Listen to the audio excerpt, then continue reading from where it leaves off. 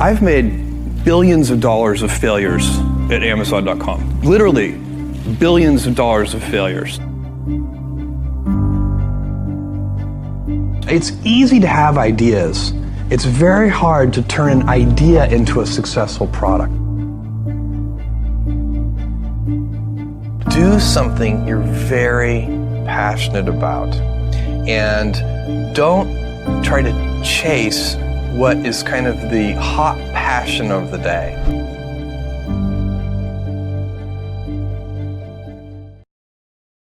My job, one of my jobs as the leader of Amazon, is to encourage people to be bold.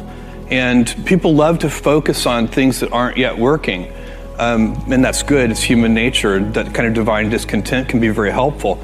But it's incredibly hard to get people to take bold bets. And you need to encourage that. And if you're gonna take bold bets, they're gonna be experiments. And if they're experiments, you don't know ahead of time whether they're gonna work. Experiments are by their very nature prone to failure. But big successes, a few big successes, compensate for dozens and dozens of things that didn't work. So, bold bets, AWS, Kindle, Amazon Prime, our third-party seller business, all of those things are examples of bold bets that did work, and they pay for a lot of experiments.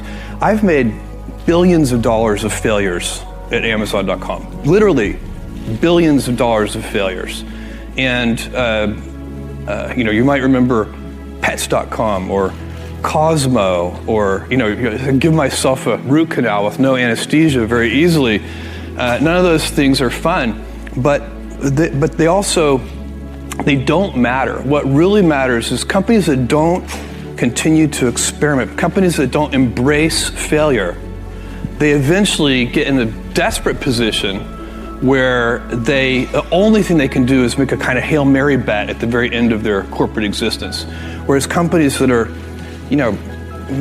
making bets all along, even big bets, but not bet the company bets. I don't believe in bet the company bets. That's when you're desperate. That's the last thing you can do.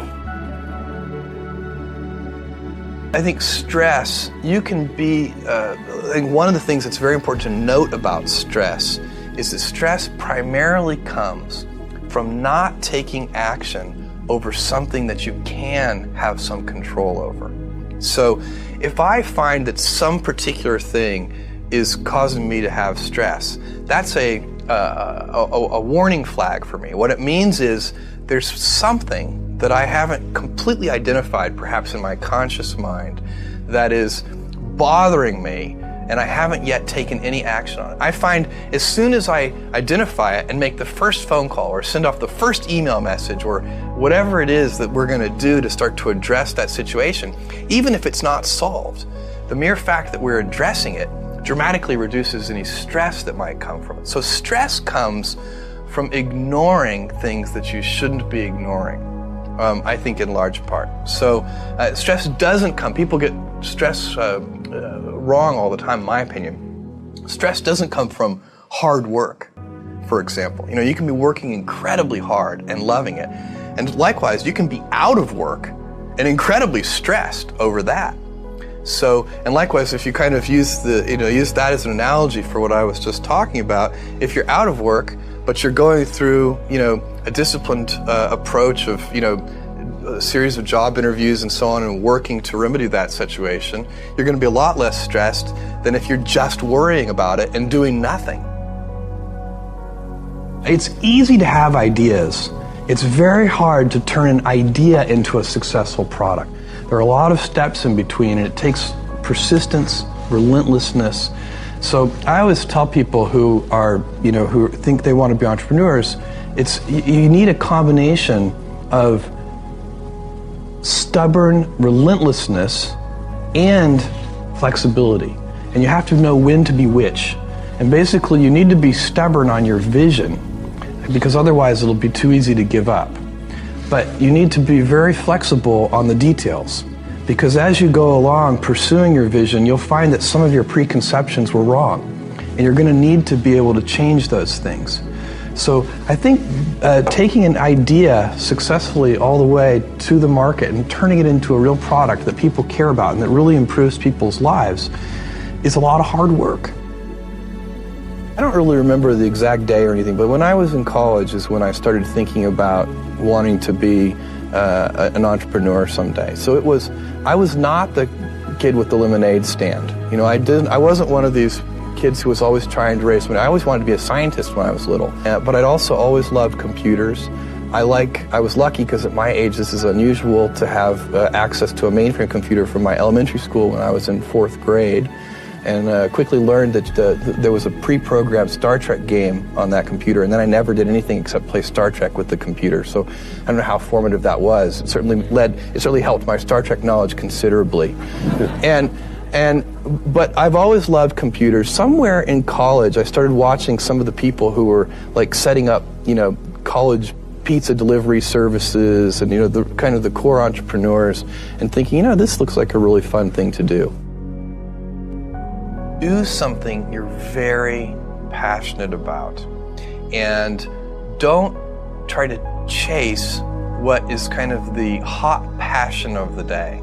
I think we actually saw this. I think you see it all over the place in many different contexts, but I think we saw it in the internet world quite a bit, where at the sort of peak of the sort of internet mania in, say, 1999, you found people who were very passionate about something. They kind of left that job and decided, I'm going to do something in the internet, because it's it was almost like the 1849 gold rush in a way. I mean, you find that people, if you go back and study the history of the 1849 gold rush, you find that at that time everybody who was within shouting distance of California was, they might have been a doctor, but they quit being a doctor and they started panning for gold.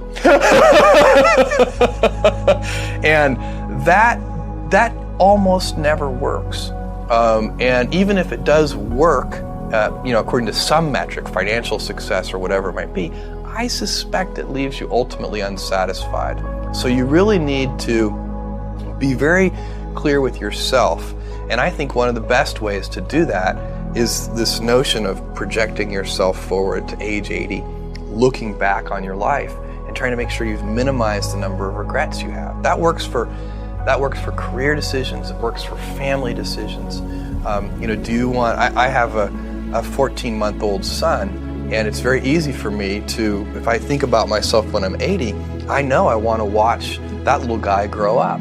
And so I don't want to be 80 and think, shoot, I missed that whole thing, and I don't have the kind of relationship with my son that I wished I had, and so on and so on. So if you think about that, so I guess another thing that I would recommend to people is that they always take a long-term point of view.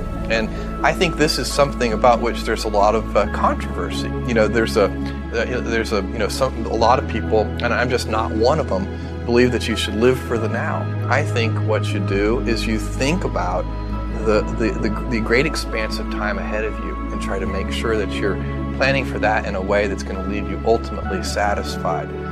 So this is the way it works for me. And I mean, everybody needs to find that for themselves. So I think there are a lot of paths to satisfaction, and you need to find one that works for you. The best defense to speech that you don't like about yourself, as opposed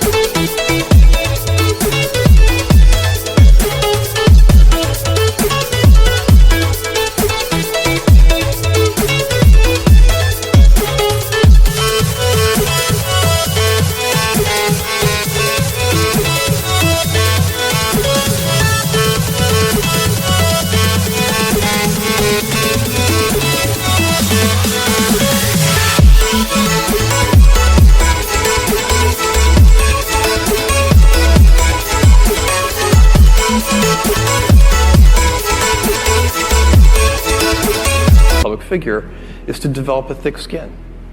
It's really the only effective defense, because you can't stop it. You are going to be misunderstood. If you're doing anything interesting in the world, you're going to have critics. The only way, if you absolutely can't tolerate critics, then don't do anything new or interesting. And then you can insulate yourself. Then think how wonderful your life will be. Is that the Bezos principle? Yeah. Usually people, if you see something, I don't know, you're kind of a public figure, and you've probably things have.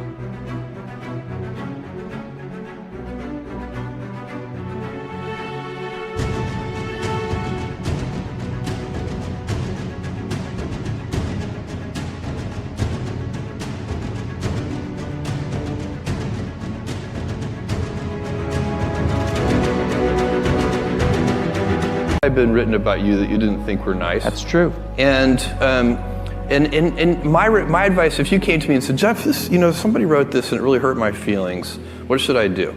I would say, go stand on a street corner and watch in a crowded urban area and watch all the people walk by and think about what they're thinking about.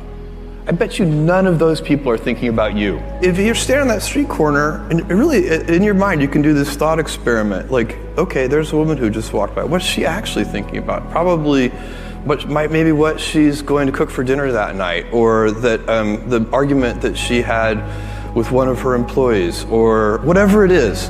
Like, it's not about us.